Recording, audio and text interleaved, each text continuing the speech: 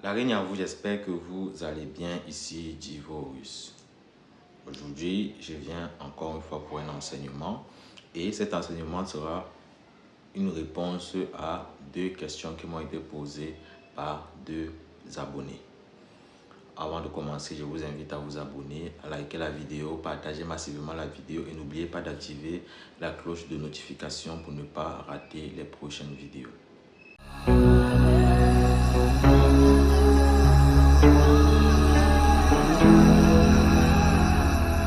Les deux préoccupations sont les suivantes. La première est, lorsqu'une personne décède d'une quelconque manière, est-ce qu'elle devient automatiquement un ancêtre? Dans le cas où ce n'est pas tout le monde qui devient un ancêtre, que deviennent les autres, et c'est quoi l'origine des esprits qui hantent souvent les lieux en fait? C'est un peu ça que la personne voulait comprendre. Pourquoi il y a des esprits qui hantent? Pourquoi il y a ceux qui sont des ancêtres et ceux qui ne sont pas des ancêtres qui n'hantent pas? Où se retrouvent-ils? Voilà. L'autre préoccupation concernait les pactes. C'est un abonné qui dit que j'avais dit dans une vidéo que les pactes généralement c'est 10 ans. Maintenant, j'ai encore dit qu'il y a des pactes qui durent toute une vie. Donc, il voulait comprendre la nuance des choses. Donc, c'est pour ça que j'ai fait cette vidéo. J'ai décidé de faire cette vidéo aujourd'hui pour apporter un peu plus d'éclaircissement par rapport à ces deux sujets-là. Concernant la mort, le décès, qu'est-ce qui arrive après la mort? Il faut savoir que la plupart des informations, des enseignements qu'on vous apportera seront liés aux enseignements que nous-mêmes avons reçus dans le monde spirituel et des expériences des différents initiés que eux aussi, selon les enseignements que d'autres ont reçus et peut-être ceux qui ont fait l'expérience de la mort subite en fait. Donc voilà, c'est sur ces expériences-là qu'on se base généralement pour vous apporter un éclaircissement, une réponse. Et je tiens encore à rappeler que rien n'est statique en spiritualité, tout est dynamique. Donc ce qui voudrait dire qu'une réponse ne peut pas être une vérité absolue. Pour une question, il peut y avoir 1000 réponses et les réponses peuvent parfois même être contradictoires, mais toutes être vraies. Parce que la spiritualité, comme je l'ai dit, c'est une énergie, c'est une dynamique en fait, ce n'est pas une statique. Ce n'est pas quelque chose de statique comme les religions. Le chemin, le voyage après la mort dépend aussi de notre mort. Selon la mort que nous avons vécue, nous pouvons entamer un chemin particulier. Lorsqu'une personne décède par exemple d'une mort tragique, que ce soit par exemple un assassinat, un incendie, une noyade, son chemin peut être, son voyage après, le voyage de son âme entre guillemets, après sa mort, va être différent par exemple de quelqu'un qui est mort de vieillesse ou alors de quelqu'un qui est mort d'une attaque spirituelle. Les spirituels vous diront toujours que toute âme, toute vie, tout être humain a ce qu'on appelle une date d'expiration, une date d'expiration, comme on va dire, comme les produits. Quand on te dit par exemple que ce miel, ce yaourt doit périmer le 20 décembre 2026, ça veut dire qu'à partir du 20 décembre 2026, il vaudrait mieux faire attention parce que le produit ne pourrait plus être très bon à la consommation. C'est aussi comme ça avec les corps, avec les âmes, avec les êtres humains. Dans le sens où lorsque tu nais, tu as une sorte de date d'expiration que tu dois normalement atteindre et si tu as encore de la chance, tu peux prolonger. Mais sauf que ta date d'expiration est déjà atteinte. Et lorsque tu atteins cette date d'expiration, tu vas te rendre compte que les choses commencent à dégringoler autour de toi. Même les esprits te lâchent, les rituels. Lorsque tu avais un grand poste, tu perds tout parce que ta date d'expiration est arrivée et tu as tout fait pour la transgresser. Ce qui est arrivé dans certains États, dans certains pays, où par exemple le président devrait décéder, par exemple, et qui se dope avec des rides, des sangs des jeunes et autres pour se maintenir en vie et pour maintenir son pouvoir. Et qu'est-ce qui se passe? C'est que généralement, vous allez vous rendre compte qu'après, il y a de la déchéance, rien ne va plus dans le pays et parfois même ça se solde parfois par des coups d'État. Donc c'est pour vous faire comprendre que lorsque la date d'expiration arrive, ton énergie divine à toi, ton énergie propre à toi ne peut plus contenir ce qui devrait normalement contenir. Du moins, ça va s'affaiblir avec le temps parce que tu meurs, parce que tu as atteint ta date d'expiration, entre guillemets. Maintenant, là, lorsque ce genre de personne décède, quand tu décèdes naturellement, tu meurs de vieillesse, mais tu as atteint ta date d'expiration, entre guillemets, qu'est-ce qui se passe? C'est que après ta mort, tu peux te retrouver éventuellement dans ce qu'on appelle le caveau des ancêtres. Le caveau des ancêtres, c'est comme une sorte de... Imaginez un lieu sacré où les âmes qui sont liées par le sang se retrouvent et peuvent interagir dans les vies de leurs descendants en attendant leur prochaine réincarnation. Et généralement, dans les coutumes africaines, il y a une différenciation entre ce qu'on appelle esprit familier et non, esprit familial et ancêtre. L'ancêtre, c'est celui qui peut intercéder, qui a la capacité, le pouvoir d'intercéder sans avoir besoin que tu lui offres quoi que ce soit. Parce qu'il a ce pouvoir-là, car dans sa vie, il s'est assez élevé. Maintenant, esprit familial, c'est toujours un membre de ta famille qui est décédé, qui peut agir dans ta famille, qui peut agir dans ta vie, mais pour agir, il va te demander parfois d'aller faire des offrandes, sacrifier des poulets, faire des trucs pour avoir assez de portée pour pouvoir t'aider. Et vous vous rendez compte qu'à ce niveau aussi, les esprits, même les esprits des défunts, agissent un peu comme les djinns, comme les esprits, les entités qu'on invoque, car il y a aussi des entités qui peuvent agir sans demander quoi que ce soit. On peut faire des offrandes parce qu'on le veut, mais ils ne demandent pas. Et il y en a aussi qui ont besoin parfois du sang pour agir. C'est pour ça que vous allez voir des maîtres qui travaillent à l'eau qui vous diront que les esprits de l'eau ne prennent pas du sang. Parce que eux, les esprits avec lesquels ils travaillent, n'ont pas besoin de cela. Et il y en a d'autres qui en ont besoin. Donc c'est aussi comme ça en fait. Et dans le cadre des esprits, ce n'est pas forcément une question de puissance. Ce n'est pas parce qu'on te demande de faire un rituel ici avec le sang, là-bas, on ne te demande pas que celui sans sang ou bien celui avec le sang le plus puissant.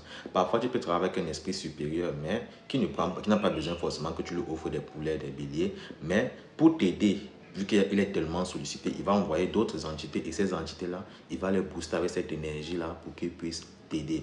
Quand tu te tournes vers Djinn Maimouna ou Shamarushin et autres, forcément, Shamarushin qui était un djinn royal, qui était un djinn supérieur, ne va pas interagir lui-même vu qu'il a une légion de djinns qui travaillait pour lui. C'est un peu comme quand tu pars vers un archidémon pour faire une doléance. L'archidémon va faire appel aux légions des démons qui lui servent, sur lequel il a autorité pour pouvoir t'aider. Il va demander à tel démon qu'il va faire ce qu'il lui demande et il va lui donner, par exemple, ce que il aura demandé que tu donnes, en fait, éventuellement, par exemple, du sang, du sacrifice et autres.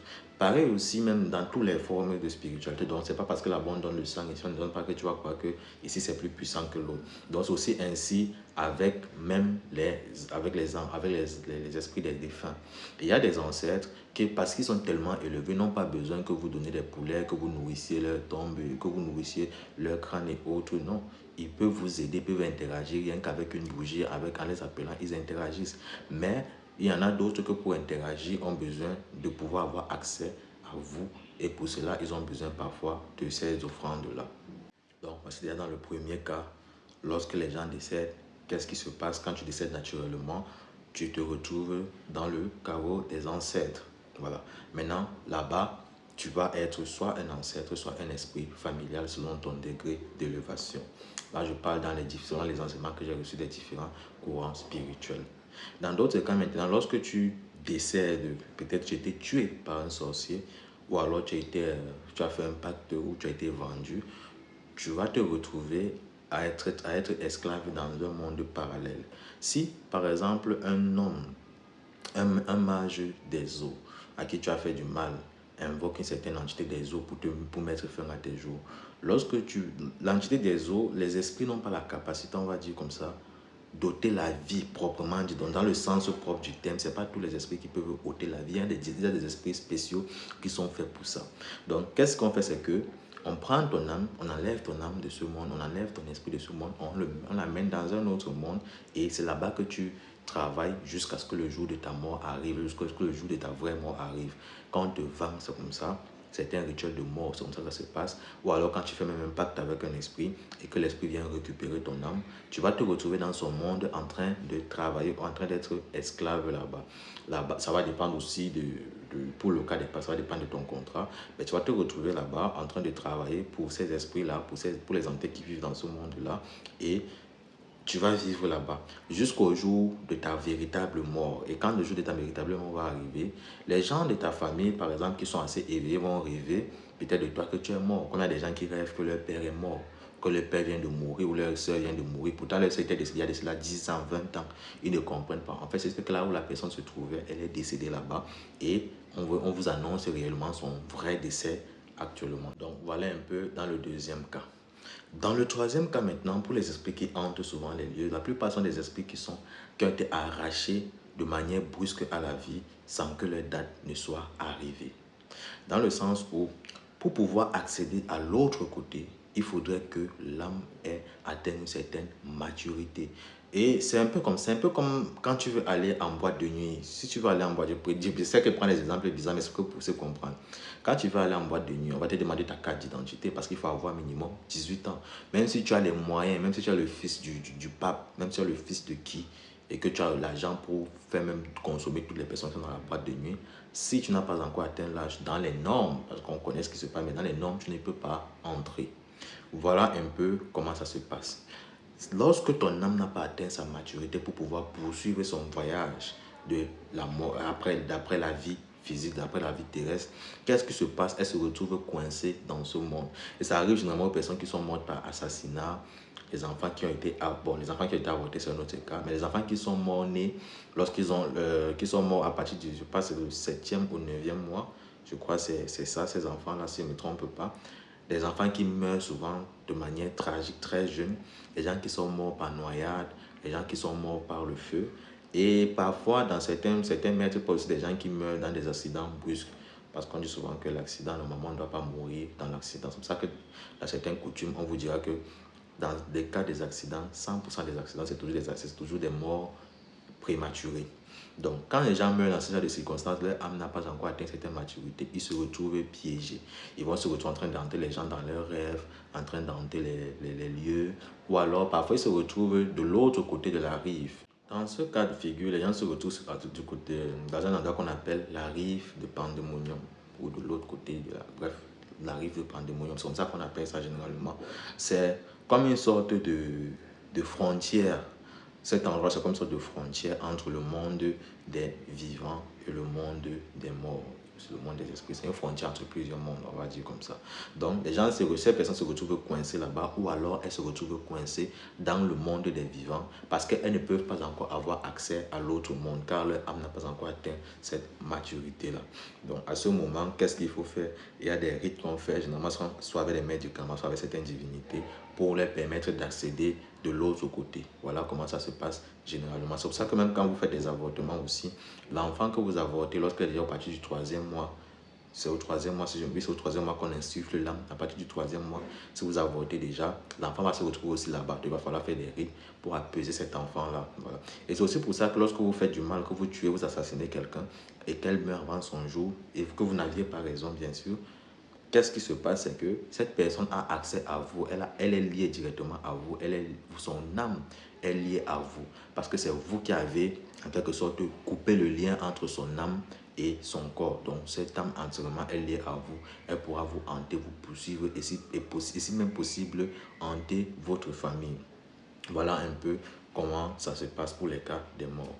Maintenant, la notion du paradis et de l'enfer, vu que le patient parlait aussi par rapport à la notion du paradis et de l'enfer, ce que moi je vais te dire, c'est que la notion de paradis et de l'enfer n'est pas la même notion dans la spiritualité. Donc, cette notion qui est d'ordre religieux n'est pas conceptualisée de la même manière dans le monde spirituel. On parle d'astral supérieur et d'astral inférieur, d'élévation et d'abaissement.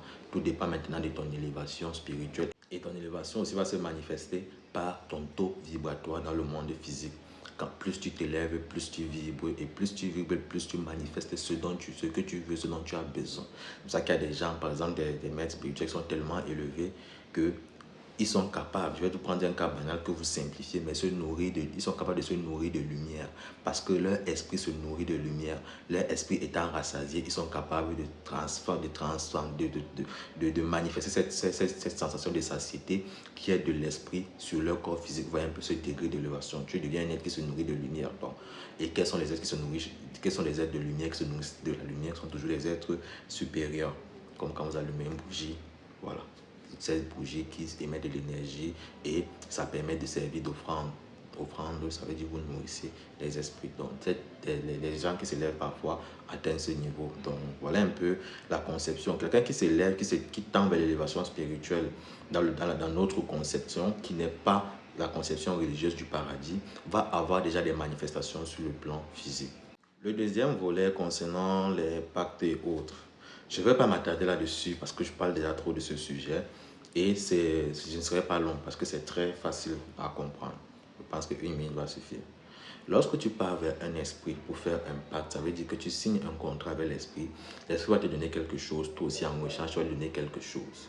Lorsque je parlais des pactes de 10 ans, c'est généralement des gens qui veulent que les esprits leur donnent des choses physiquement ici, comme l'argent par exemple. Tu demandes à un esprit de te donner de l'argent physiquement.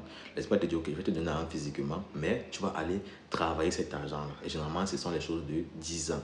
Après 10 ans, tu décèdes. Voilà. Maintenant, dans la plupart des cas, en fait, c'est toujours même comme ça.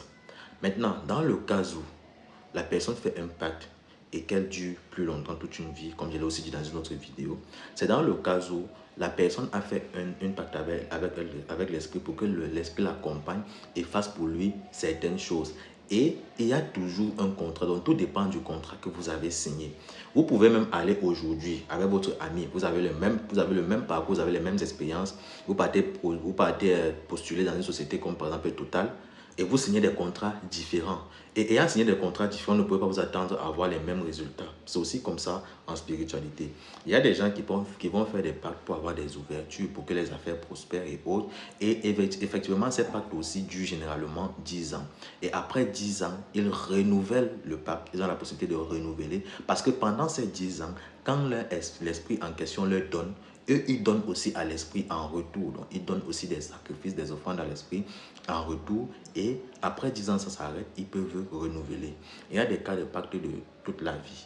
Donc, tu es avec l'esprit, est-ce que tu dis que, ok, on va faire un pacte. Tu ne dois plus coucher avec une femme toute ta vie, c'est moi qui vais venir coucher avec toi. Ou alors, tu vas aller coucher avec des petites filles et je vais venir au travers de toi récupérer les énergies de ces filles-là.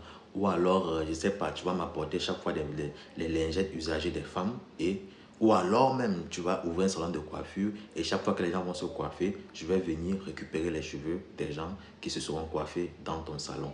Et tant que tu me fais cela, ton salon va prospérer.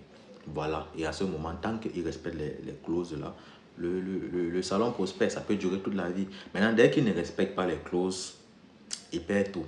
Ou alors, il peut même décéder. Tout dépend encore une fois du contrat. Donc, voilà. Et comme je vous ai toujours dit, en spiritualité, rien n'est statique, tout est dynamique. Et je vais même aussi introduire dans ce sujet aussi une préoccupation d'un abonné par rapport aux bougies où il y avait un rituel avec une doléance qu'il a reçue où on dit que quand tu demandes, il faut écrire de la mèche jusqu'en bas. Et quand tu veux recevoir, et de l'autre côté, on dit que non, quand tu veux demander, tu dois plus écrire de la base vers le haut, sachant que tu envoies ta doléance. Et de la mèche jusqu'en bas, c'est plutôt que tu reçois. Je dis, mais les deux ont raison. Quand tu demandes, tout dépend du rituel. Quand tu fais un rituel pour attirer la richesse, tu vas écrire de la mèche jusqu'à la base parce que tu veux que la richesse vienne vers toi. Mais quand tu fais une doléance, par exemple une divinité, pour avoir un concours, pour que ta prière arrive, pour qu'on exauce cela, tu veux écrire ce que tu veux de la base vers le haut parce que tu es en train d'envoyer ta doléance. Donc c'est un peu ça. Voilà. Donc rien n'est statique, tout est dynamique. Des enseignements peuvent être contradictoires, mais la subtilité de la compréhension est souvent dans les détails. C'était donc, voilà un peu ce dont je voulais vous parler aujourd'hui. La reine, c'était Divorus. Abonnez-vous, likez, partagez la vidéo et activez la cloche de notification.